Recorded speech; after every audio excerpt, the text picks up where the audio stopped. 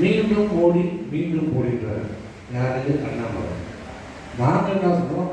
வேண்டாம் மோடி, வேண்டாம் மோடி, வேண்டாம். போதுண்டா சாமி, நீ ஆண்ட 10 ஆண்டு போதுண்டா சாமி, நீ போய் தொலை சாமி, போதும். நீ ஆண்டது போதும், மக்கள் கஷ்டப்பட்டது போதும். இன்னொரு முறை பாரதிய ஜனதா கட்சி மோடி ஆட்சியை வந்தால் இந்தியா ஜனநாயகத்திற்கு மிகப்பெரிய ஒரு ஆபத்து. பாராளுமன்ற ஜனநாயகத்திற்கு மிகப்பெரிய ஒரு ஆபத்து என்பதை உணர்ந்து வருவது.